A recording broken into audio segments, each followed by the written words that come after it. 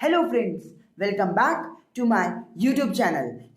आज का हमारा टॉपिक है फाइनेंशियल क्राइसिस 2008।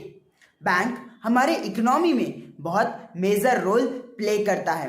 अगर किसी कंट्री की कोई ट्रस्टवर्दी बैंक डूब जाए तो उस इकोनॉमी में नुकसान होने के चांसेस रहते हैं।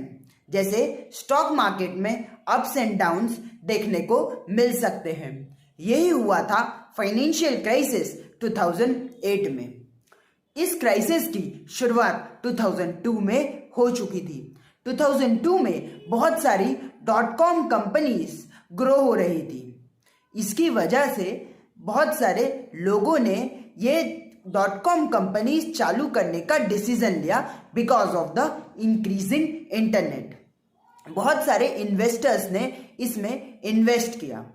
इसकी वजह से बहुत एम्प्लॉयमेंट क्रिएट हुआ। एम्प्लॉयमेंट क्रिएट होने की वजह से बहुत सारे लोगों को हाई पैकेजेस ऑफ सैलरी मिली। अब किसी की हाई पैकेज ऑफ सैलरी मिली तो वो अपना स्टैंडर्ड ऑफ लिविंग भी बढ़ाना चाहेगा और इस क्राइसिस की शुरुआत यहीं से हुई। लोगों ने अपना स्टैंडर्ड ऑफ लिविंग बढ़ाने के लिए सबसे पहले पैसा लोन पे उठाया।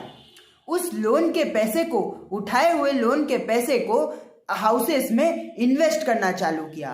फर्स्ट प्रेफरेंस लोगों ने हाउसेस बाय करने को दिया। इसकी ये रिजल्ट निकला कि रियल एस्टेट एकदम स्पीड से इंक्रीज हो रहा था। प्राइजेस हाउसेस की ऐसे स्पीड से जा रही थी जो आज तक के नहीं हो पाया था। जैसे अगर किसी का हाउस 4 करोड़ का है तो वो 10 करोड़ का हो चुका था। इतनी तेजी से रियल एस्टेट ग्रो कर रहा था। मैं इसी एग्जाम्पल को आगे बढ़ाना चाहूँगा। अगर किसी ने अपने 4 करोड़ के घर पे 2.5 करोड़ का लोन लिया है और अगर उसका घर 10 करोड़ का हो जाए तो वो उस पर और लोन ले सकता है बिकॉज उसकी वैल्यू ही घर की 10 करोड़ है, तो उस पर वो और लोन ले सकता है। इसे ही हम टॉपअप बोलते हैं। जैसे कोई भी 3.5 करोड़ तक का लोन ले सकता है। बैंक 7 करोड़ तक का लोन दे ही सकती है, उससे ज्यादा भी दे सकती है, वो बैंक पे रहता है।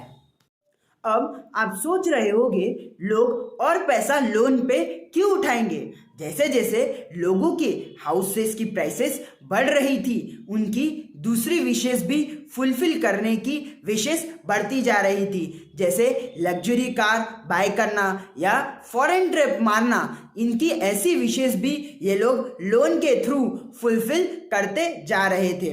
यही हुआ 2002 में। 3, 4, 5, 6 एंड 7 यही चल रहा था। 2007 में वर्ल्ड की इकोनॉमी बहुत हाई पे थी। स्टॉक मार्केट अपने पीक पे थे। बहुत इकोनॉमी बहुत तेजी से ग्रो कर रही थी बिकॉज अगर किसी एक सेक्टर में भी बूम आया तो दूसरी सेक्टर में इंक्रीज होने के चांसेस बहुत बढ़ जाते हैं। जैसे रियल एस्टेट बढ़ रहा था तो वर्कर्स को एम्प्लॉयमेंट मिल रही थी, उन्हें पैसा मिल रहा था। वही पैसा वो दूसरी जगह खर्च कर रहे थे और इसी चक्कर में इकोनॉमी बढ़ती जा रही थी।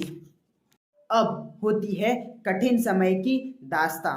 2008 में इतनी सारी .com कंपनीज हो चुकी थी कि कंपटीशन बहुत था। इसके वजह से बहुत सारी .com कंपनीज बंद होती जा रही थी।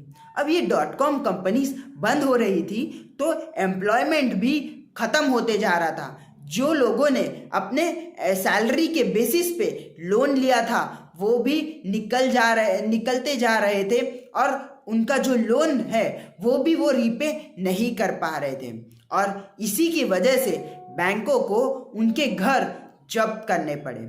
अब जैसे जैसे बैंक घर जब्त करती जा रही थी वो घर के प्राइसेस गिर रहे थे बिकॉज लोगों ने घर बाय करना रुका दिया था और उसकी वजह से ही हाउसेस की प्राइसेस बहुत तेजी से गिरने लगी।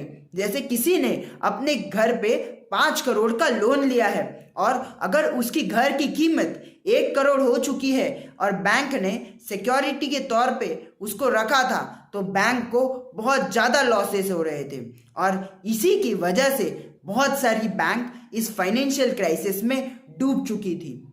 अब आप सोच रहे होंगे कि इतने तेजी से कोई इकोनॉमी कैसे गिर सकती है।